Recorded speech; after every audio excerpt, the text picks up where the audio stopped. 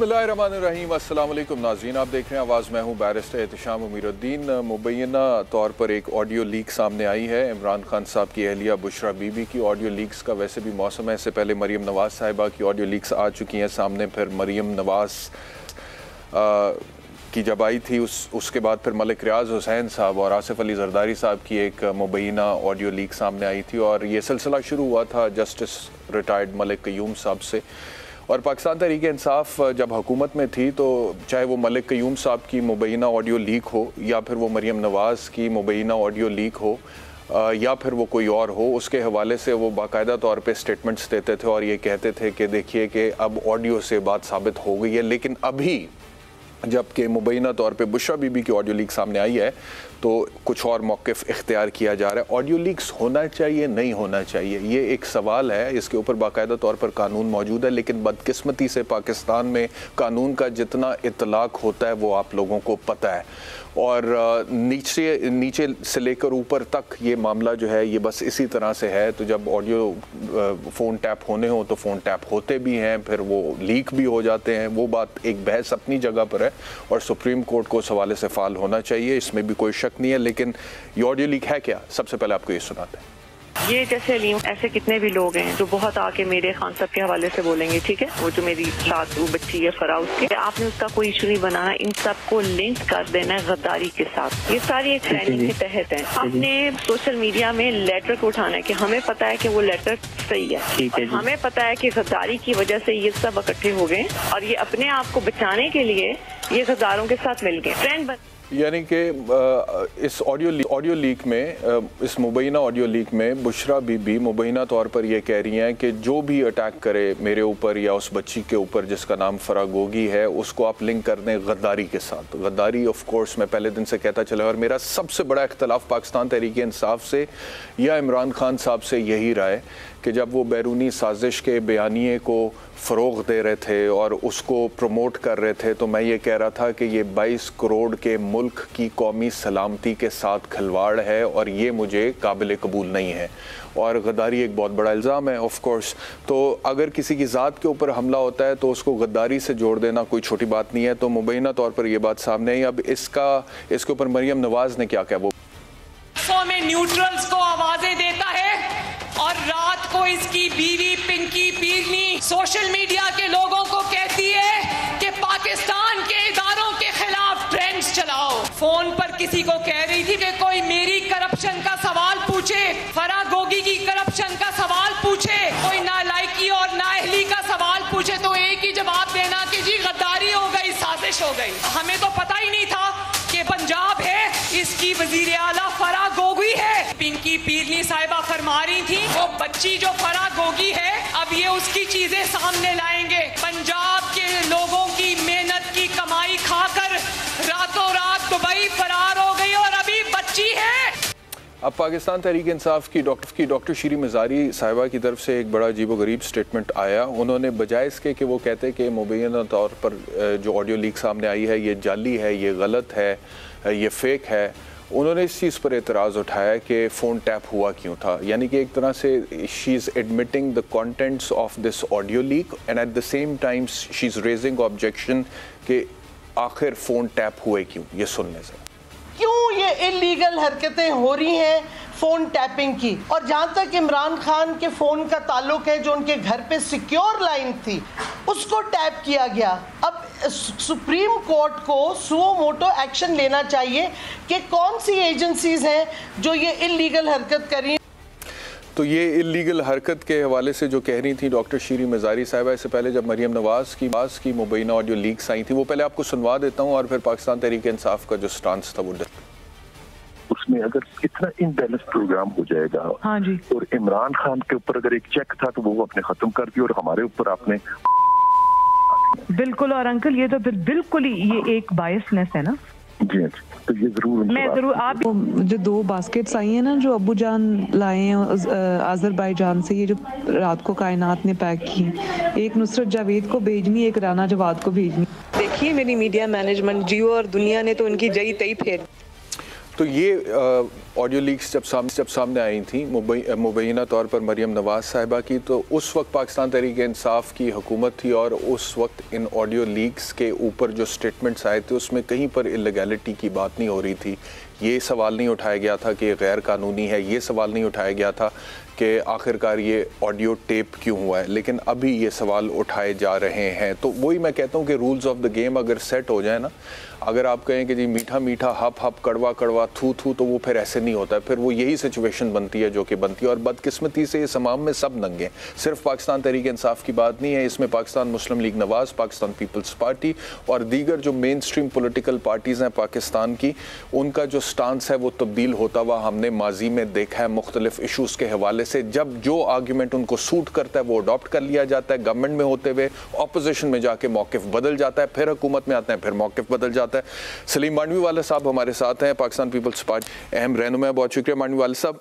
ये जो मुबैना audio leak आई है, अब क्या हुकूमत इसका फॉरेंसिक कराएगी? क्योंकि अपेरेंटली इल्ज़ाम ये है ना अब हुकूमत की तरफ से कि बाकायदा तौर पे गद्दारी की मुहिम चलाने का कहा गया इससे पहले की खातून अव्वल बुशरा बीबी साहिबा की तरफ से, और ये कानूनी तौर पर गलत है, ये ठीक नहीं है। तो क्या अब इसका कोई फॉरेंसिक कराया जाएगा या फिर किसी किस्म की कोई कार्रवाई का आगाज़ किया जाएगा या नहीं किया जाएगा? जैसे पहले ऑडियो लीक्स आती थी, उसके बाद फिर वो वक्त के साथ उन पर डिबेट ही ख़त्म हो जाती थी। मांडवी वाला साहब। निशान साहब देखें, हम तो कभी इस चीज़ को सपोर्ट नहीं करते, ना पीपल्स पार्टी करती है, ना मैं पर्सनली करता हूँ, बिकॉज ये बेसिकली और इंटरेस्टिंग बात इस ऑडियो लीक की ये है कि गवर्नमेंट तो इनकी थी, हमारी तो नहीं थी।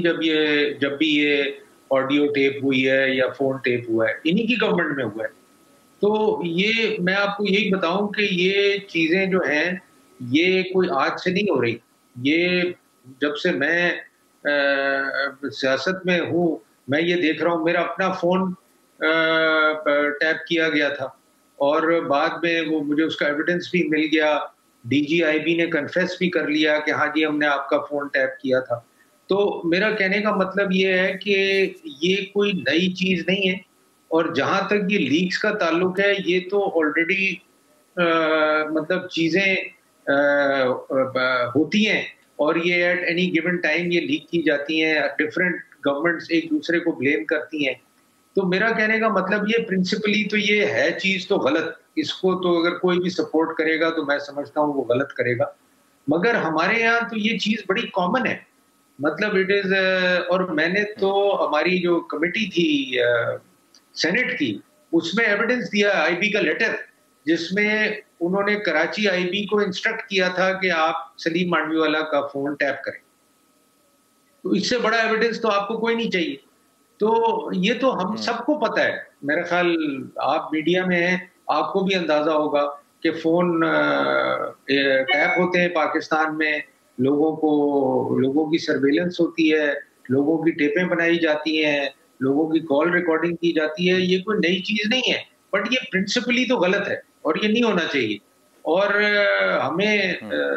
हम कहते ज़रूर ये हैं मगर इसके बारे में हम कुछ करते नहीं हैं। कोई पनिशमेंट, कोई लेजिस्लेशन, कोई इस पे कोई तो इसका मतलब आपका स्टांस ये है मांडवी वाला साहब, आपका स्टांस ये है मतलब कि you taking just the line that was taken by doctor Shireen Mazari. आप ये कह रहे हैं कि ये ऑडियो सही है गलत है, इस डिबेट में डलने की ज़रूरत नहीं है, बल्कि ये ऑडियो टैप क्यों हुआ, फ़ोन कॉल टैप क्यों हुई, उसके ऊपर कार्रवाई होनी चाहिए, ये आप कह रहे हैं। ये तो डॉक्टर शीरी मज़ारी भी ये कह रही है। और सिर्फ ये नहीं, जितनी भी आज तक ऑडियो लीक्स हुई हैं या टेप्स हुई, देखें ना, बाज तो ऐसी है ना कि आपने खुद टेप की है अपने फोन से किसी की कॉन्वर्सेशन और आपने लीक कर दी, दैट्स समथिंग डिफरेंट। बट अगर किसी इदारे के थ्रू फोन टैप हुआ है और उसमें जनाब चीजें रिकॉर्ड की गई हैं, उसकी जो कॉन्वर्सेशन हो रही है, तो ये तो बेसिकली आपकी प्राइवेसी और आपकी फंडामेंटल राइट्स के खिलाफ है। मगर द फैक्ट इज कि हमारे यहाँ तो ये चीज बड़ी कॉमन है। हमने अपने साथ, मैंने तो पर्सनली अपने साथ होते हुए देखी है।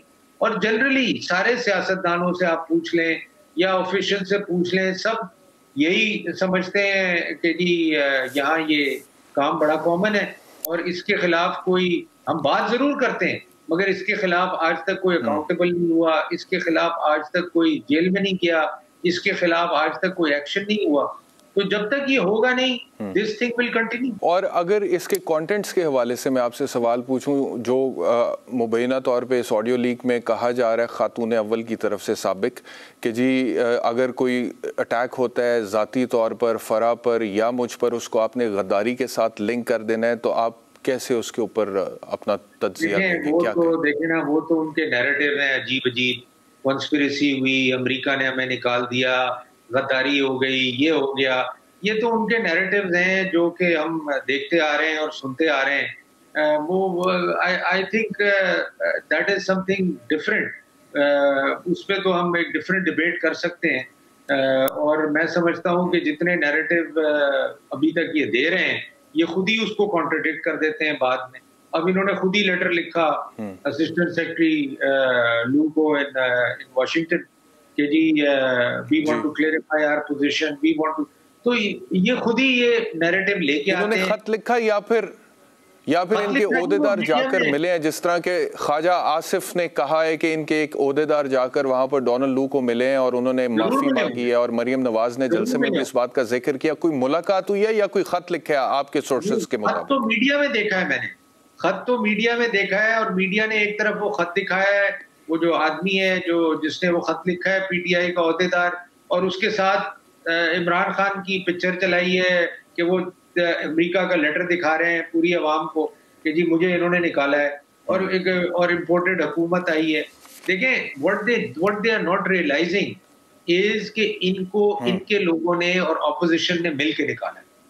व्हेन दे रियलाइज दिस, ये सारे नैरेटिव खत्म हो जाएंगे and they will be able to focus of problems within PTI. नहीं तो आपको लगता नहीं कि अगर ये बात दुरुस्त है, क्योंकि अभी तक तो ज़राई की खबर है और ख्वाजा आसिफ साहब का इल्ज़ाम है, लेकिन अगर इसमें कोई सदाकत है तो क्या फिर दे हैव एक्चुअली रियलाइज्ड? क्योंकि ख्वाजा आसिफ तो ये कह रहे हैं ना कि डोनाल्ड लू से पाकिस्तान तहरीक इंसाफ की माफ़ी से मुतल्लिक तमाम रिकॉर्ड हमारे पास है। वो कहते हैं हमने हासिल कर लिया, और वो ये कह रहे हैं कि अमरीकी हुकूमत से माफ़ी के शवाहिद भी आ चुके हैं, और मज़ीद उनकी ये स्टेटमेंट है कि इमरान खान की हवा निकल गई है इनकी जानिब से, अब डोनाल्ड लू से मिन्नतें तरले किए जा रहे हैं। ये ख्वाजा आसिफ साहब कह रहे हैं।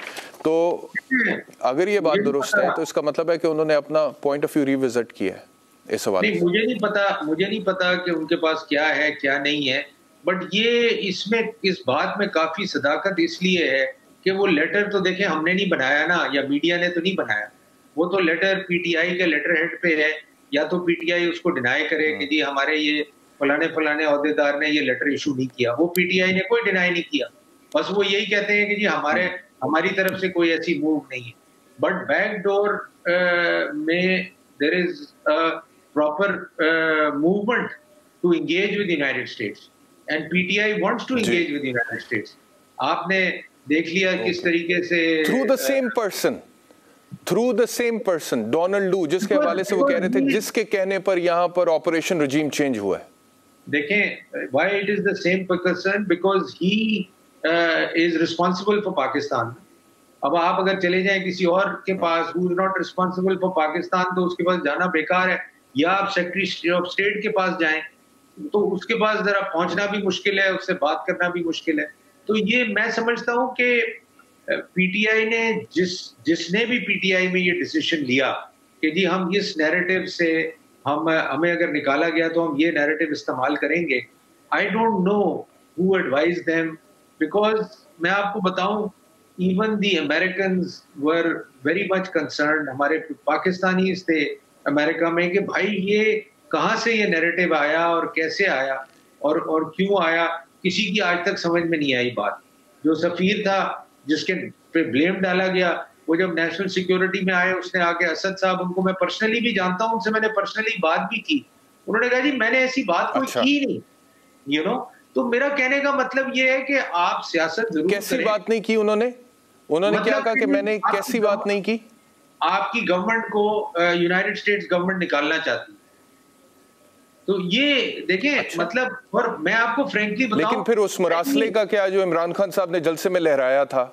सर वही तो मैं कह रहा हूं, आप कुछ भी लहरा दें, मैं खड़ा हो जाऊं, आप खड़े हो जाएं, कहना शुरू कर दें कि जी मुझे निकाल दिया, अब ये एक नैरेटिव है। सर वो तो ये कहते हैं कि वो मरासला लिखा ही असद साहब ने था, सफीर जो थे हमारे उन्होंने ही लिखा था। देखें हम भी गवर्नमेंट में रह चुके हैं, हर एम्बेसडर जो बाहर मुल्कों में होता है वो साइफर मैसेजेस भेजता है प्रेसिडेंट को, प्राइम मिनिस्टर को, फॉरेन मिनिस्टर को, वो अपना मौकिफ देता है, अपनी सिचुएशन एक्सप्लेन करता है उस मुल्क की, क्या you know how we are being perceived in that country, what is our position in that country. यानी कि आप ये कह रहे हैं मांडवी वाला साहब, आप ये कह रहे हैं कि जो सफ़ीर हमारे अमेरिका में थे आप उनको ज़ाती तौर पर जानते हैं, मरासला लिखा गया लेकिन बकौल उनके, आपसे जो उनकी मुलाकात हुई है, बात हुई है, उन्होंने कहा है कि मैंने ऐसी कोई बात लिखी नहीं कि वो हुकूमत तब्दील करना चाहते हैं, इमरान खान को हुकूमत से निकालना चाहते हैं। This is a fact. और आप उनसे बल्कि मैं सजेस्ट करूंगा आप खुद भी उनको लाइन पे लें और उनसे ये पूछें कि उन्होंने ये बात की थी कि नहीं की। तो मेरा कहने का मतलब ये है, और मैं आपको एक और चीज बताऊं, any responsible diplomat who is a career diplomat will never ever से something like this without proper evidence, without proper deliberation. He will never ever write something like this. और असद साहब को मैं खुद जानता हूं, हमारी गवर्नमेंट में भी वो एडिशनल सेक्रेटरी थे, प्रेसिडेंसी में भी उन्होंने काम। अगर ये बात दुरुस्त है मांडवी वाला साहब, ये बड़ी अहम बात आपने की है, बड़ा इंपॉर्टेंट एक बात आपने की है, अहम इंकशाफ है। आप कह रहे हैं कि असद मजीद साहब ये कहते हैं कि मैंने तो ऐसी कोई बात लिखी नहीं जिसके ऊपर पाकिस्तान तहरीक इंसाफ ने सारा नैरेटिव बिल्ड किया है कि अमेरिका ने ऑपरेशन रजीम चेंज पाकिस्तान में की है। तो आप हुकूमत में हैं और खास तौर पे फॉरेन मिनिस्ट्री तो आपके पास है ना, पाकिस्तान पीपल्स पार्टी के पास, तो असद मजीद साहब को सामने लाते क्यों नहीं? अभी थोड़ी देर पहले आपने मुझे कहा कि आप उनसे बात करें, पर मेरी उन तक रसाई नहीं है, वो डायरेक्टली मेरे कहने पर आकर टेलीविजन पर बात नहीं करेंगे, लेकिन फॉरेन ऑफिस तो कोई असद मजीद साहब को सामने लाकर कोई प्रेसर दे सकता है, कोई प्रेस कॉन्फ्रेंस कर सकता है, या फॉरेन सेक्रेटरी के साथ बैठकर वो गुफ्तगू कर सकते हैं। उनको सामने क्यों नहीं लाते आप लोग फिर यही बात खिलवाने के लिए? अगर ये सच सामने लाने की मैं क्या बात करूं, नेशनल सिक्योरिटी की मीटिंग बुलाई गई, उसमें असद मजीद साहब को बुलाया गया, उसमें असद मजीद साहब ने आके अपना स्टेटमेंट रिकॉर्ड किया और उसकी डिटेल्स रिलीज की गई मीडिया में। तो ये तो हो चुका है ऑलरेडी। अब घड़ी घड़ी क्या फॉरेन ऑफिस उनको बुलाएगा कि आप क्लेरिफिकेशन दें? And he is not a political person that he has to keep coming and making clarification. उन्होंने आके नेशनल सिक्योरिटी की मीटिंग में सबके सामने, जहां prime minister, all the defence, Pakistan Tehreek Insaf तो ये भी कहती है ना कि उनको दबाव उन पर था और दबाव में आकर उन्होंने ये बातें की। मेरी बात सुने निशान साहब, he is a career diplomat. एक आदमी एक करियर डिप्लोमैट एम्बेसडर बनता है थ्रू अ प्रोसेस। तो किस चीज का दबाव उन्होंने उन पर डालना है, किस चीज का आपने दबाव डाल के उनसे कहलवाना है कि नहीं, जब उन्होंने कोई बात की नहीं। और उन्होंने देखें, हर सफीर का एक मौकिफ हो सकता है, एक उनका एक एक सजेशन हो सकता है, but that is about it. जी ठीक, बहुत शुक्रिया सलीम मांडवी वाला साहब। अच्छा, मुझे बताया जा रहा है कि अतर काज़मी साहब हमारे साथ हैं। बहुत शुक्रिया अतर काज़मी साहब हमें ज्वाइन करने के लिए। अब ये जो सिचुएशन है, सबसे पहले ऑडियो लीक पर आ जाते हैं। व्हाट इज़ योर एनालिसिस अतर साहब ऑडियो लीक्स के हवाले से? देखिए, इससे पहले भी आलिया अरसे में हमने देखी कि मरियम बीबी की भी एक ऑडियो सामने आई, मुख्तलिफ ऑडियोज आती रहती हैं। तो इस वक्त तो ये ऐसे ही लगता है कि एक सियासी डिस्कशन से ज़्यादा इन ऑडियो से और कोई फर्क नहीं पड़ेगा। एक ऑडियो आती है, उसके ऊपर बहस होती है, मीडिया भी बात करता है, उसके अलावा और कोई चीज इसके बाद कोई सामने नहीं आती। तो ये जो अभी भी मुबैना ऑडियो आई है, इससे भी हमने यही देखा है कि हुकूमत की जानिब से इल्जामात लगाए जा रहे हैं, लेकिन कार्रवाई या कोई किसी किस्म की तहकीकात का ना उन्होंने अनाउंस किया, ना ही उन्होंने करवानी है। नहीं तो आपके ख्याल में कार्रवाई होनी चाहिए साबिक खातून अव्वल बुशरा बीबी के खिलाफ? अगर आप इतनी संगीन नौयत के इल्जामात लगा रहे हैं, आप ये कह रहे हैं कि इदारों के खिलाफ मुनज़्ज़म कैंपेन चलाई गई और हमारे इदारे माजी में रॉ का, NDS का, PTM का जो नेक्सस होता था, उस हवाले से वो बताते थे कि 2 लाख ट्वीट्स भारत से हुई, 1.5 लाख ट्वीट्स वहां से हुई। तो अगर कोई मुनज़्ज़म कैंपेन थी तो फिर तो कोई ना कोई तहकीकात हुई होंगी, तो वो तहकीकात सामने ले। लेकिन इदारों का जिक्र तो नहीं किया उन्होंने मेरे ख्याल में इस ऑडियो लीक में, मुबैना में इदारे का कहीं जिक्र किया? जो आज वज़ीर इत्तलात ने प्रेस कॉन्फ्रेंस की, उसमें उन्होंने कहा कि इदारों के खिलाफ मुनज़्ज़म कैंपेन चलाई गई। हाँ, उन्होंने तो कहा, लेकिन इस मुबैना ऑडियो लीक में वो तो ये कह रही हैं कि मेरे ऊपर जो अटैक करता है या उस बच्ची फरागोगी पर जो अटैक करता है उसको आपने लिंक कर देना गद्दारी के साथ। इदारे का लफ्ज़ मैंने सुना नहीं। इल्जाम है ना, अगर इस तरह का कोई इल्जाम है और किसके ऊपर अटैक करना है तो हुकूमत का फर्ज है कि इसके ऊपर वो तहकीकात करवा ले।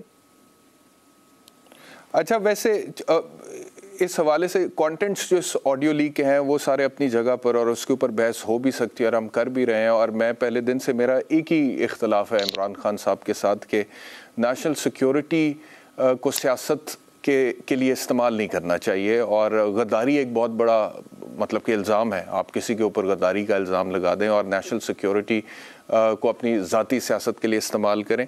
लेकिन इससे हट के ये जो ऑडियो लीक्स की बात है कि जी फ़ोन टैप हुए, जो शीरी मज़ारी भी कह रही हैं, उसके ऊपर आपका क्या मौक़िफ़ है? फ़ोन टैप होने चाहिए? नहीं, देखें, फ़ोन किसी के भी टैप हो, किसी भी हुकूमत में टैप हो, चाहे मियाँ साहब की हुकूमत में हो या खान साहब की हुकूमत में हो या आपका फ़ोन टैप हो या मेरा फ़ोन टैप हो, आइन और कानून को आप मुझसे ज़्यादा समझते हैं, बहुत सारे पाकिस्तानियों से ज़्यादा समझते हैं, क्योंकि आप माहिर कानून भी हैं। ना इसकी आइन इजाज़त देता है, ना इसकी कानून इजाज़त देता है। एक प्रिवेसी है, एक प्राइवेसी है, वो उसकी गारंटी होती है। बाकी हाँ, अगर किसी आला शख्सियत की आपने सिक्योरिटी के लिए उसकी देखभाल करनी है, किसी चीज़ों को मॉनिटर करना है, वो एक अलग चीज़ है। लेकिन इस तरह का कोई रिकॉर्ड बनाना, तो यही प्रिंसिपल फिर मरियम नवाज के ऊपर भी अप्लाई करता है। जी, मरियम नवाज की मुबैना कोई ऑडियो लीक आएगा, मरियम नवाज भी और नवाज शरीफ साहब पे भी और हर किसी पे, इसलिए मैंने पहले कहा कि किसी की भी हुकूमत हो, किसी की भी ऑडियो हो, चाहे मैं हो, आप हो या कोई भी हो, इस तरह आइन कानून इसकी इजाजत नहीं देता है। हाँ, अगर कोई ऐसी चीज है जिसमें हमारे मुल्क के खिलाफ, हमारे इदारों के खिलाफ, नेशनल सिक्योरिटी के खिलाफ, तो फिर ये सारी चीजें पीछे रह जाती हैं। मुल्क पहले है, फिर अगर किसी ने कोई ऐसी हरकत की है तो उसके खिलाफ आप तहकीकात भी करें और सच सामने लेके आए। अच्छा, वैसे माजी में पाकिस्तान तहरीक इंसाफ के मुख्तलिफ रहनुमा बुशरा बीबी के हवाले से ये कहते रहे हैं कि उनका सियासत से कोई ताल्लुक़ है नहीं और वो बिल्कुल एक घरेलू खातून है और गैर सियासी हैं, और उन पर जब हमला होता है दूसरी तरफ से तो ये बड़ी तकलीफ दह बात है और ये बड़ी गिरी हुई घटिया हरकत है। क्या कहते रहे, ज़रा सुन लें। ये जो फर्स्ट लेडी बुशरा बीबी, वो एक घरेलू खातून है, उनका किसी किस्म का कोई सियासी रोल जो है वो नहीं है। हमारी जो खातून अव्वल है उनका न सियासत से कोई ताल्लुक है और न वो सियासी लीडर हैं, वो एक हाउसवाइफ हैं और उनको भी घसीटा गया कि पिछले 3.5 साल में बार बार ये लोग खातून अव्वल के ऊपर हमला आवर हुए। वो किसी सियासी एक्टिविटी में हिस्सा नहीं लेती, वो कोई पब्लिक ऑफिस होल्ड नहीं करती। हिट मुझे करना चाहते हैं, मेरे ऊपर मिलता कुछ नहीं है, चले जाते हैं। अब बुशरा बेगम को क्या मिलना, वो तो घरेलू औरत है, उनकी तो कोई बिजनेस बस या कोई बैंक अकाउंट नहीं। तो ये थी जी मौक़िफ़ था पाकिस्तान तहरीक इंसाफ का बुशरा बीबी के हवाले से, और वो शुरू से ये कहते चले आए और इमरान खान साहब ज़ाती तौर पे भी ख़ुद ये कहते चले आए कि बुशरा बीबी बिल्कुल एक घरेलू खातून है, उनका सियासत से कोई ताल्लुक़ है नहीं। तो इस मुबैना ऑडियो लीक में अगर कोई हकीकत है, अगर कोई सच्चाई है, अगर कोई सदाकत है, जो कि ऑब्वियसली मैं तो नहीं इस्टेब्लिश कर सकता, वो तो फोरेंसिक्स के बाद हुकूमत या इदारे इस्टेब्लिश कर सकते हैं। एक फ़र्द वाहिद की हैसियत से मैं तो सिर्फ अपनी राय दे सकता हूँ। तो उससे कम से कम इतनी बात तो तय होती है, अगर कोई हकीकत है, कि बहरहाल बुशरा बीबी की सियासत के अंदर इन्वॉल्वमेंट रही है, पाकिस्तान तहरीक इंसाफ की पर्सनल पॉलिटिक्स के अंदर उनकी इन्वॉल्वमेंट रही है। एक ब्रेक लेते हैं, ब्रेक के बाद वापस आएंगे तो फिर सीनियर तज्ज़िया निगार सईद काजी साहब भी हमारे साथ होंगे, अतर काज़मी साहब भी हमारे साथ होंगे।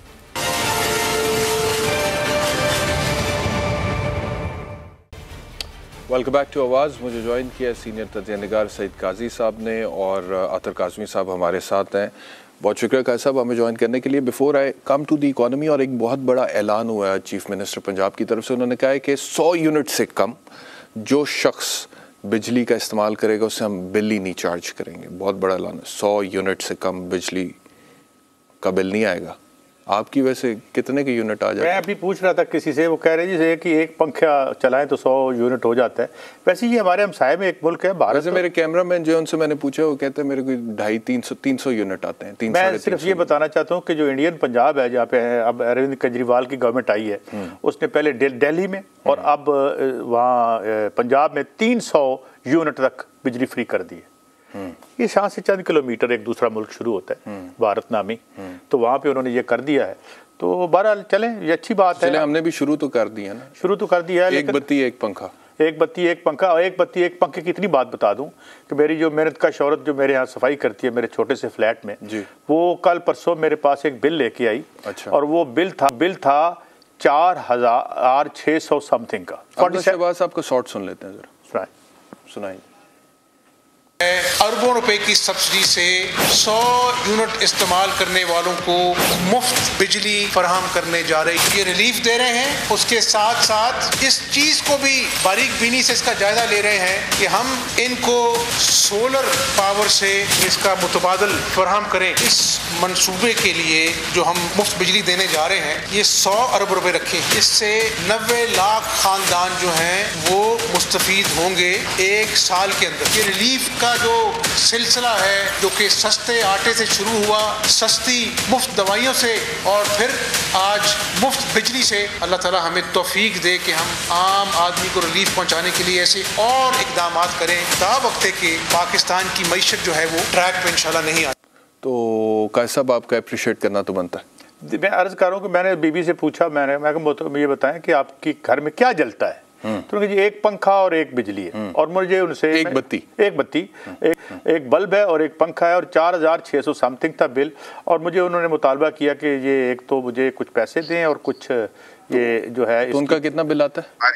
उसने कहा जी इस दफा 4,600 तो पता नहीं 60 से 70 रुपये, 4700 से 100 यूनिट से ज्यादा ही होगा ना? तो ज्यादा होगा, थोड़ा बहुत 150 होगा, क्योंकि एक यूनिट ऊपर जाता है तो फिर बिल भी बहुत ऊपर। अच्छा, तो इसमें यानी कि फिर इसका मतलब है कि ये जो रिलीफ दे रहे हैं हम शहबाज साहब, इसमें एक पंखा एक बत्ती, इसमें फिर कूलर नहीं आता?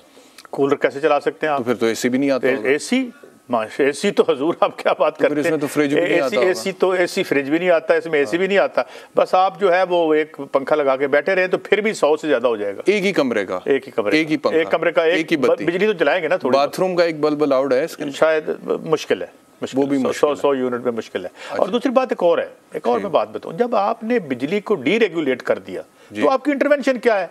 बिल कौन बना रहा है? रेगुलेटरी अथॉरिटी के बारे में जो है वो क्या नाम है उनका, भला सा अबू बकर खुदा बख्श साहब ने कहा ये बंद कर दें, ये ओगरा शोगरा ये बंद करें दुकानें। ओ भाई, बात ये है कि आपने जब से डीरेगुलेट किया है, आपकी जो रेगुलेटरी अथॉरिटी है वो तो पूडल्स हैं, वो उनकी झोली में और खान साहब भी कुछ नहीं कर सके। ये खान साहब के दौर में रिपोर्ट आई थी जिसमें उन्होंने कहा था कि हाथ जोड़ के उस रिपोर्ट ने कहा था कि खान साहब ये ओगरा भी बंद कर दें, ये आप ये जितनी रेगुलेटरी अथॉरिटी है बंद कर दें, क्योंकि ये बजाय कंज्यूमर के मफाद में ये जो प्रोड्यूसर है उनके मफाद में काम कर। थोड़ी देर पहले मैं मरियम नवाज साहिबा की तकरीर सुन रहा था, जलसे में लाइव चल रही थी यहाँ पर, तो उन्होंने कहा, एक तो उन्होंने ऐलान किया बड़े जज्बाती अंदाज में कि आपके वज़ीर आला पंजाब हमजा शहबाज ने 100 यूनिट से कम जो है अगर बिल होगा आपका तो उस पर कोई बिल चार्ज नहीं होगा। एक तो उन्होंने ये कहा, फिर उन्होंने कहा कि यूटिलिटी स्टोर्स पर सस्ता आटा, सस्ती चीनी, सस्ता घी अवेलेबल है। फिर उन्होंने अगला स्टेटमेंट ये दिया कि अगर मेरा बस चले तो सब कुछ आपके कदमों में ला कर रख दूँ।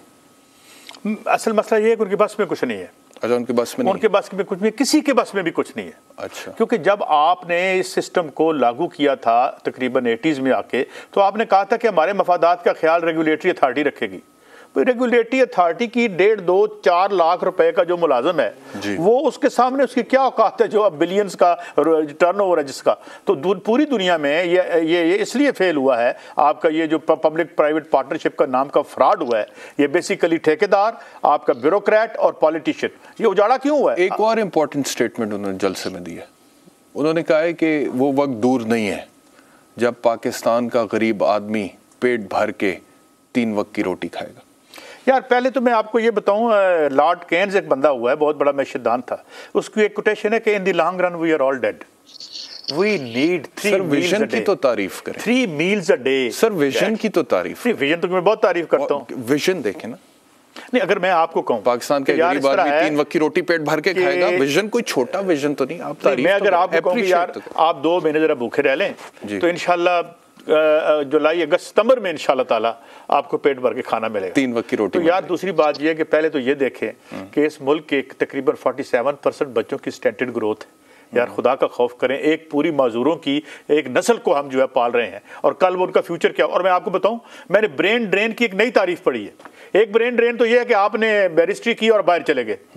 दूसरा ब्रेन ड्रेन उन्होंने कहा कि उससे बड़ा ब्रेन ड्रेन ये हो रहा है कि जो स्टेंटेड एंड वेस्टेड ग्रोथ है बच्चों की, जिनकी कॉग्निशन जो समझने और सोचने की सलाहियत है वो इतनी मसदूद हो जाती है कि वो आपकी आधी कौम का जो ब्रेन है वो तो ऐसी जगह जहां ऑलरेडी 50-60% फैमिलीज जो हैं वो फूड इनसिक्योर हैं, स्टेंटेड ग्रोथ है। If you are in a position of authority, काजी साहब, and you know that there are certain people who are under you, ठीक है, and you're responsible for them, और वो 3 वक्त की रोटी भी पेट भर के नहीं खा सकते हैं, तो आप रात को सो सकते हैं?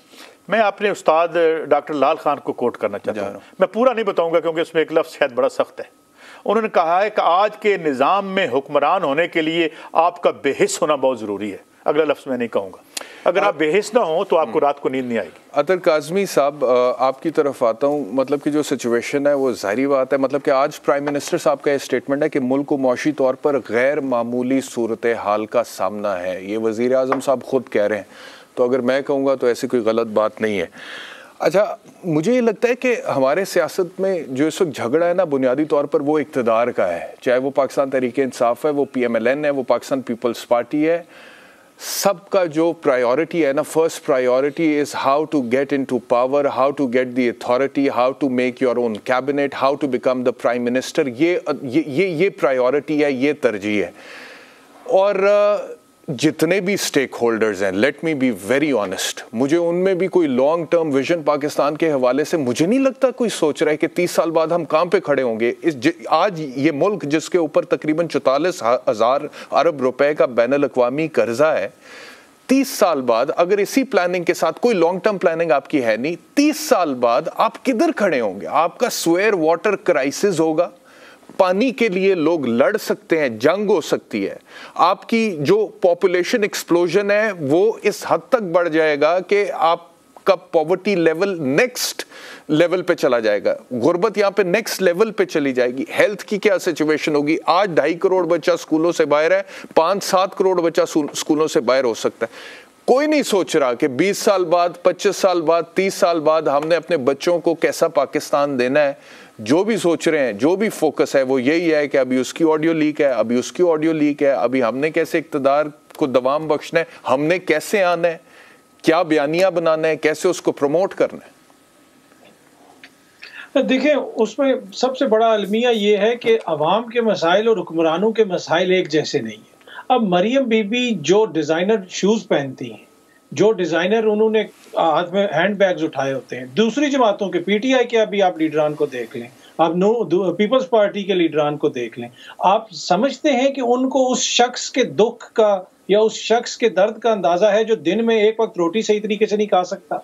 उनका उनसे ताल्लुक ही क्या है? देखिए, पानी की आप कह रहे हैं कि पानी के ऊपर जंग होगी। जिन लोगों का फ्रेंच मिनरल वाटर आता हो इस मुल्क में, उनको क्या लगे कि पाकिस्तानी कहाँ से पानी पी रहे? तो मेन इश्यू जो ये है कि ये लोग समझ ही नहीं सकते, इनको इदराक ही नहीं है कि आम बंदे के मसाइल क्या हैं। आम बंदे के जो मसाइल हैं वो इनसे बहुत ज़्यादा डिफरेंट हैं।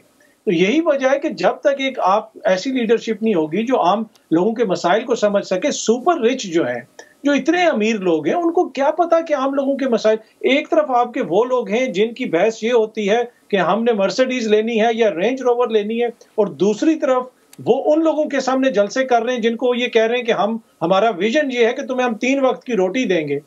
तो ये मतलब तारीख जब लिखी जाएगी तो वो बताएंगे कि ये कैसा मुआशरा था कि जिसके अंदर रेंज रोवर्स में फिरने वाले, करोड़ों की गाड़ियों में फिरने वाले लोगों को ये उम्मीद बेच रहे थे कि तुम्हें हम 3 वक्त की रोटी देंगे, और वो कौम वो उम्मीद खरीद रही थी, वो उसको बाय कर रही थी।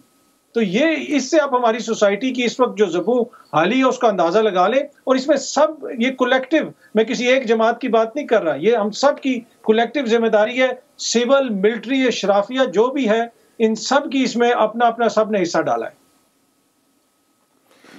कैसा जिम्मेदारी तो सबकी है, ये सिर्फ सियासतदानों की बात नहीं है। नॉर्मली हमारे यहाँ पे अब फैशन ये बन गया हुआ है कि हम सियासतदानों को टारगेट करते हैं क्योंकि वो इजी टारगेट है, लेकिन जिम्मेदारी सबकी है। इसमें मीडिया भी आता है, इसमें पॉलिटिशियंस भी आते हैं, इसमें एस्टेब्लिशमेंट भी आती है, इसमें जनरल्स भी आते हैं, इसमें जुडिशरी भी आती है, इसमें ब्यूरोक्रेसी भी आती है, इसमें अशराफिया भी आता है।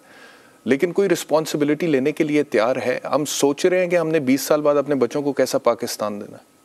देखिए, कभी आपने गौर किया, और किया होगा आपने, यकीनन आप और सब दोस्तों ने और अख्तर साहब ने भी किया होगा, आखिर हमें ज़रूरत क्या पड़ती है गंदी वीडियोस और क्यों लीक करने की और ये सारे इश्यूज़ को लेके आने की?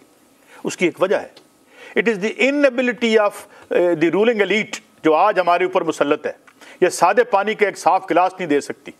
यहाँ पे 80% लोग जो हैं वो नॉन साइंटिफिक मेडिसिन खाते हैं, दम दरूद और फूक, शायद वो भी अल्लाह ताला मेहरबानी कर देता होगा, किसी में होगी शफा, मगर क्योंकि ये अपना कोई फरीजा अदा नहीं कर सकते जो आईन पाकिस्तान ने इनके लिए आर्टिकल 1 से लेकर 40 तक कह रखा है और जिसको सस्पेंड किया उन्होंने। हमारा आइन इज बीइंग हेल्ड इन अबेंस, 1 से लेकर 40 तक हमारा आइन मार्च जमहूरी दौर में वो इस वक्त सस्पेंडेड है, जिसकी तमाम वो शिकें जो मेरी आम इस आदमी, मेरे कैमरामैन भाई, इनकी जिंदगियों से जो मुझसे सर जिन शिकों का आप जिक्र कर रहे हैं ना वो 74 साल से सस्पेंड है। तो याद हो, हमारे लिए तो मार्शल लॉ ही है, हमारे लिए तो मार्शल लॉ लगा हुआ है। और दूसरी एक और बात जो अभी अतर साहब ने भी की, मैं आपसे पूछता हूँ, मुल्क बड़े नाजुक दौर से गुजर रहा है, भाई क्या हुआ? मियाँ साहब बैंक्रप्सी फाइल करने लगे हैं, जरदारी साहब या इमरान खान साहब को शाम के खाने के लाले पड़ गए हैं, और नाजुक तो मुश्किल फैसले कर। कौन सा मुश्किल फैसला?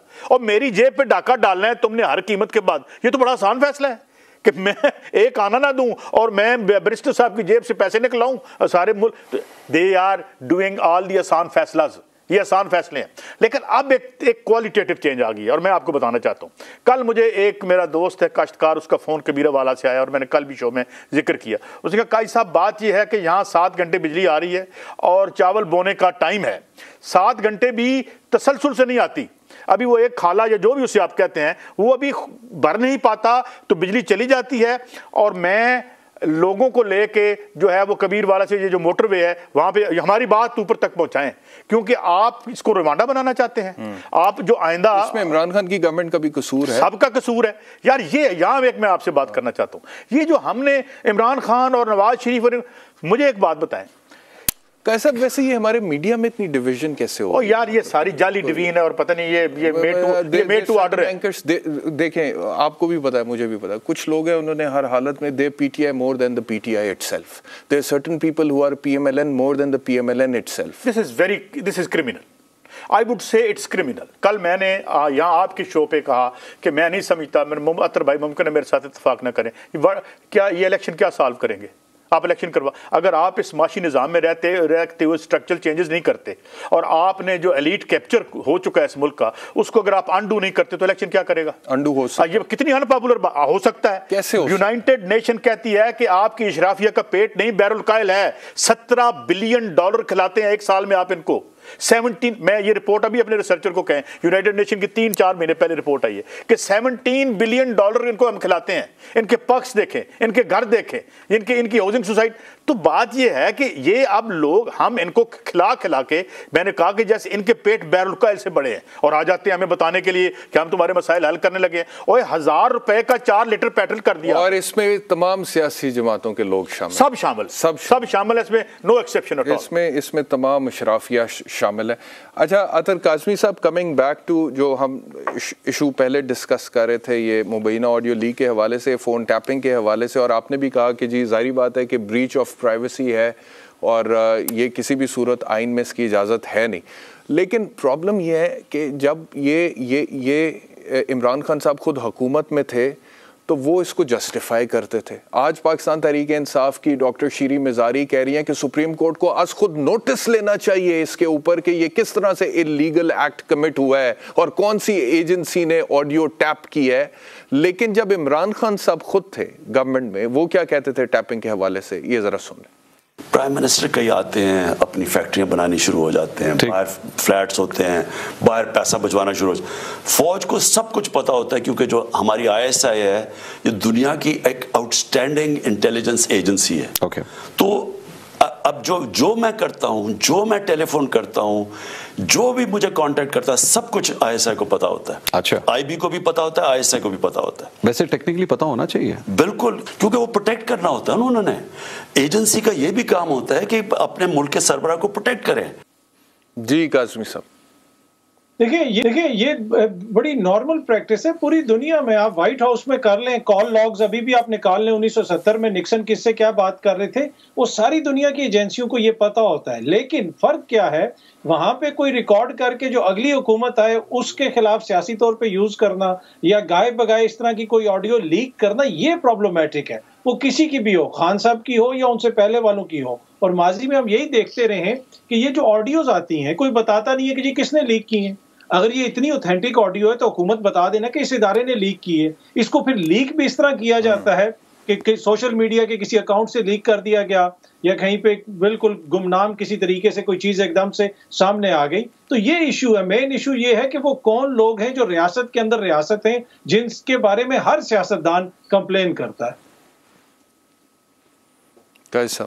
मैं एग्री करता हूँ इनके साथ कि आप अगर स्टेट सिक्योरिटी के तौर पर कुछ डॉक्यूमेंट, कुछ चीज़ें आप रिकॉर्ड करते हैं तो उसको जो पॉलिटिकल बैटल्स हैं विद डिफरेंट फैक्शंस, उसमें वो इस्तेमाल नहीं होने चाहिए। कि ये ना हो कि ठीक है बाद में वो 25 साल बाद अपने आर्काइव में से चीज़ों को डीक्लासीफाई करते हैं, उसमें भी रिडेक्टेड होती हैं वो तमाम, सब कुछ वो नहीं निकालते। अगर आपने डीक्लासीफाइड डॉक्यूमेंट्स अमेरिका के देखे हों तो 25 साल बाद वो कर देते हैं। इसमें कितनी सदाकत है जो ख्वाजा आसिफ साहब कह रहे हैं कि डोनाल्ड लू से पाकिस्तान तहरीक इंसाफ के एक ओहदेदार मिले और माफ़ी का मुतालबा किए? अब यार देखो, जो किसी के मुंह में आता है वो बोलता चला जा रहा है। मुझे ये बताएं, वो कहते हैं हमारे पास सबूत। अभी तो हम पूछ, हमारे पास क्या कभी उन्होंने सबूत बताया ख्वाजा साहब ने? अभी तक शेयर नहीं किया। नहीं, मैं ये अर्ज कर रहा हूँ, वैसे तो अब क्लोज्ड एंड पास्ट ट्रांजैक्शन है, तो वो जो अपना वो 15 लाख रुपए की उनको आ रहे थे दुबई से, उसका पता चला? हम पूछ नहीं सकते, अदालत ने हमें रोक दिया है, हम उसको मीडिया में भी नहीं लेके आ सकते। कौन सा?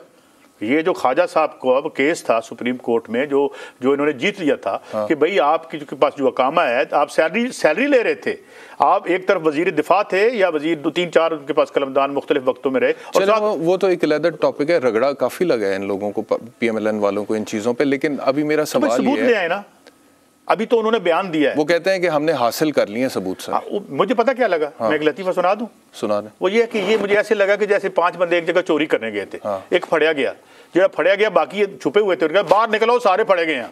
अब ये बेसिकली वो ये कहना चाहते हैं कि यार ये असी कर दे तो तुसी भी कर दे हो। हाँ। ये बेसिकली एक टैक्टिक्स होते हैं, ये एक जो मॉरल किसी की है ना, उसको बराबर लाने के, यार जो असी कीता है तुसी भी कीता है। मतलब आई डोंट नो, अभी उन्होंने इसका कोई सबूत नहीं दिया, अभी इसका कोई डॉक्यूमेंट्री आ गया, एविडेंस तो बता दे मुझे कोई। पाकिस्तान तहरीक इंसाफ के मुनर्रिफ अरकान में से एक हैं उज़्मा कारदार, वो भी अब बड़ी सख्त जुबान इस्तेमाल करें इमरान खान के खिलाफ। जरा सुनवा देते हैं आपको। हाँ, सब व्हाइट कॉलर क्राइम किया है ना, खुद पीछे रहे, इर्द गिर्द वाले अपने सारे लोग जो हैं उनको करप्शन पे लगा दिया। 70% वो पैसा जो इन लोगों ने बनाया वो बुशरा बीबी और खान साहब को जाता था बनी गाला, और 30% इनकी जेबों में जाता था। अरबान रुपए की मनी लॉन्डर हो के तो बाहर भेजे गए हैं, इनके बाहर के दुबई के अकाउंट्स में, इनके अमेरिका के अकाउंट्स में। खान साहब के जो मोबाइल हैं वो भी बुशरा बीबी के कंट्रोल में, वो फैसला करती थी किससे खान साहब ने बात करनी है, किससे खान साहब ने बात नहीं करनी है। जिस तरह बुशरा बीबी ने इस्तेमाल किया इमरान खान को, और जिस तरह इमरान खान इस्तेमाल हुए, और मैं तो कहूँगी जानबूझ के हुए, तो इसकी तो मिसाल दुनिया में बहुत कम मिली। 30 सेकंड्स का सब बिल्कुल अच्छी बात है, इसके सबूत ले आए, अपना वो भी आए, अपना इन पे करें, उनको वो तौहीन अदालत कर लें या इनको कहें आए साबित करें। इतने एलेबोरेट आपने इल्जाम लगाए हैं, कल इन्हें साबित करने पड़ गए, ये साबित कर सकती हैं। हो सकता है डेफेमेशन का नोटिस भी चला जाए, डेफेमेशन का नोटिस। लेकिन बहुत सारे इल्जाम ऐसे हैं जिसके हवाले से मुनर्रिफ अरकान दीगर भी जो पाकिस्तान तहरीक इंसाफ के वो आवाज़ उठा चुके हैं इस हवाले से। मसला ये है कि वारदात की रसीद कोई नहीं होती, वाइट कॉलर क्राइम जो है वो उसको पकड़ा नहीं जा सकता। क्विकली अतर काज़मी साहब, बैरिस्टर साहब, मैं उसमें इतना कंफर्म कर सकता हूं कि डोनाल्ड लू से बिल्कुल इन्होंने माफी मांगी है, उसको कप्तान चप्पल, बोस्की का सूट और चकवाल की रेवड़ियां भी भिजवाई हैं। और ख्वाजा आसिफ, जिनके फकोल मियां साहब नेल्सन मंडेला और मरियम नवाज आंख सांख सूची हैं, तो ठीक हो गया सर, मेरा ये भी कहेंगे प्रोग्राम का वक्त बिल्कुल खत्म हो गया, बट वेरी इंटरेस्टिंग। बहुत शुक्रिया हमें ज्वाइन करने के लिए, आपका भी बहुत शुक्रिया। इंशाल्लाह कल आपसे दोबारा मुलाकात होगी, अपना ख्याल रखिए। अल्लाह।